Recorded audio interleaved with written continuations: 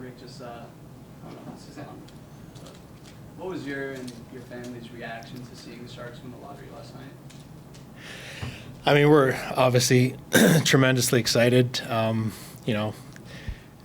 Qualifying it by, Macklin obviously was at the show last night, and it was fun to watch him kind of experience that. But to see sort of the build up to it, and we were nervous and anxious, and to see the Sharks win the lottery was phenomenal. Now, obviously, that's different than Macklin getting selected by San Jose, so that still has to happen if it happens. And if he were lucky enough to get selected, that's when the excitement starts. Where did you watch, and what was like the viewing experience of the lottery like for you guys? Yeah, it wasn't very exciting. It's just my wife and I at home. Our other three kids were all training, doing their thing, and so we were tucked in and just catching it on TV like everyone else. Hi, Rick.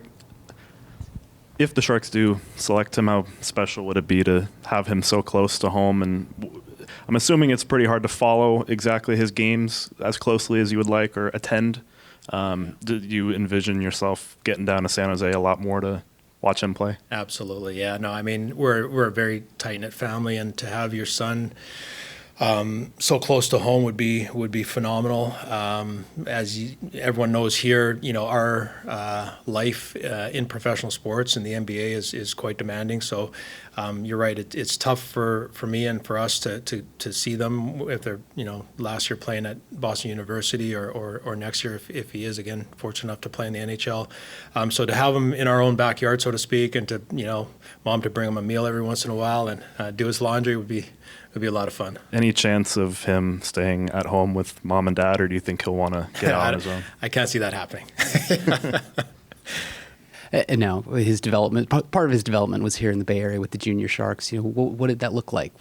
Building his foundation for hockey as he came up in the game. Yeah, it was I think a great experience for everyone. It was the year that our family transitioned down here, and I started working with the Warriors. So there's a lot of change being uprooted from Vancouver. The kids, I think it was great for their growth and development to experience, new everything, new environment for life, but also in hockey, different coaches, different teammates, different ways of doing things. So I think anytime you have change like that, it's a great stimulus for response and development, and we were really fortunate to have some really good people around us with the Junior Sharks organization. Their coaches did a phenomenal job with them, and they really enjoyed their time there. It was only 1 year, but it was I think a lot of fun, and I think they gained a lot from it. And to grow up in that environment of professional sports, there's pressure on any number one pick for any sport. Do you think that prepares him more, heading into that next step of his journey? Does what prepare him more? Just growing up in that environment of professional sports and being comfortable in that infrastructure. Yeah, I think my time in Vancouver with the Canucks and the Whitecaps, and then certainly down here for Macklin and all the kids to be around it, it just normalizes it a little bit and just takes the mystique away from it, and they see behind the curtain, so to speak, and see the hard work and what really goes into it. So I do think you're right. I think it does help prepare them. It's I think a valuable experience for any young person. Rick, how much was he able to be around here, see the guys, and just kind of soak up that environment that you're talking about, that atmosphere? Yeah, unfortunately not a lot, again, just because of the demands of our work and they're doing their thing. I think the exposures that they had were really positive and really impactful just because of the being around guys like Steve Kerr and Steph Curry and Draymond and Clay and the group. So when they did come in, just the welcomeness that they felt, the incredible people that they were exposed to. I think it was more the quality of their exposure versus the quantity. Rick, at what point in Macklin's hockey career did you kind of realize, hey, he's got a chance to be really good and even first pick in the NHL draft bid? Well, probably last night in terms of the first overall. But I mean, he's obviously showed an affinity when he was very, very young, and just his compete, his passion and love for it. I don't think you're ever thinking along those lines at that age. But at 4 or 5 years old, just the determination and the love that he had for it.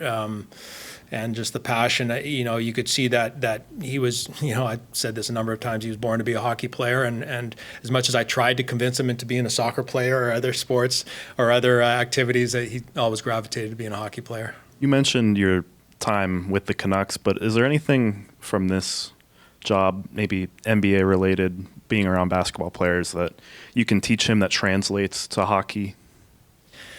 Yeah, there's so much. Again, one in terms of just obviously at this level, just handling the pressures and the what goes into being a professional athlete, the detail and the commitment and the diligence and the discipline. So I think those are all learnings that are sport agnostic and transfer to any sport. And obviously, I think there's a lot of similarities between basketball and hockey and soccer and these team sports where there's a lot of decision making and triangles and the way the game's played and it flows that's definitely transferable as well.